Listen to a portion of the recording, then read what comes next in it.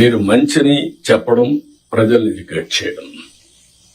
చెడు వచ్చినప్పుడు అది వాస్తవం అని తెలిసినప్పుడు మీరు కరెక్ట్ గా సాక్ష్యాధారాలతో సహా చెప్పాల్సిన బాధ్యత జిల్లా అడ్మినిస్ట్రేషన్ ఉంది. Over a period of time government లో ఒక ఐఎన్పిఆర్ క్రియేట్ చేసుకున్నాం మనం. What for? ఒక అడ్మినిస్ట్రేషన్ లో ఎక్కడికక్కడ చేసి తప్పులు గాని వచ్చినప్పుడు దాన్ని కరెక్ట్ చేయడానికి ఇన్ఫర్మేషన్ బ్రాడ్కాస్టింగ్ పెట్టుకున్నాం. ఇప్పుడు కూడా జిల్లాలో వింగ్స్ ఉన్నాయి.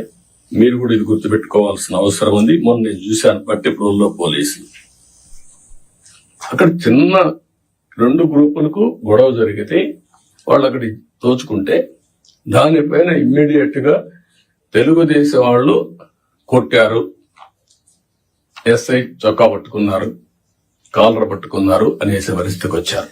మీరు చూడండి ఎంత క్లియర్ గా, అంటే ఇంకా దీనికి ఏం చెప్పాలన్న వీళ్ళకి అర్థం కాదు. చొక్కా పట్టుకున్నట్టు చిత్రీకరించడం, అది రైట్ టైంలో చెప్పకపోతే ఇప్పుడు కొంత ఫేక్ ఫెలోస్ అంతా వచ్చేసి సోషల్ మీడియాని మిస్యూజ్ చేసి ఇష్టానుసారంగా ఇలాంటి వేసే పరిస్థితికి వచ్చారు. మొన్న మీరు చూశారు. ఈ గవర్నమెంట్ చాలా క్లియర్ గా ఉన్నాం, పొలిటికల్ విక్టిమైజేషన్ చెయ్యం.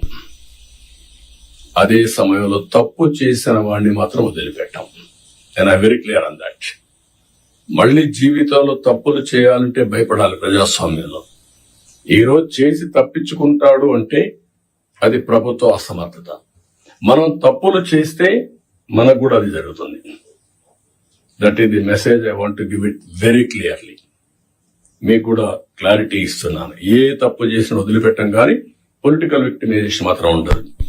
మనం మాట్లాడుతూ 36 మందిని చంపేశారని ఢిల్లీకి పోయి ధర్నాలు చేశారు.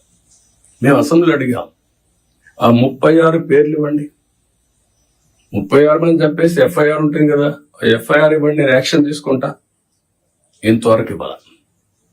అంటే రాజకీయాలు కూడా మారాయి. ఆ విషయం మీరు గుర్తుపెట్టుకోవాలి.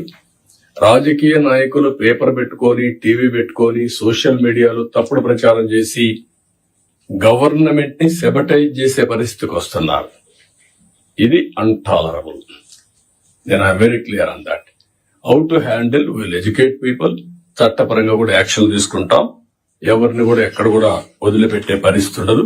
ఆ విషయం మీరు గుర్తుపెట్టుకోవాల్సిందిగా నేను కోరుతూ, ఇది మీరు నోటీస్ చేసుకోవాలి. ఎంత పని చేసినా, కష్టపడి పని చేసినా ఆ ఫలితాలు రాకుండా విష ప్రచారం చేయడం మొదలు పెడితే మనకి ఇబ్బందులు వస్తాయి. అది కూడా గుర్తుపెట్టుకొని ఎక్కడిక్కడ కౌంటర్ చేయడం అన్ని చేయాల్సిన అవసరం ఉంది. Save a life. Download UBlood app. UBlood for the new blood.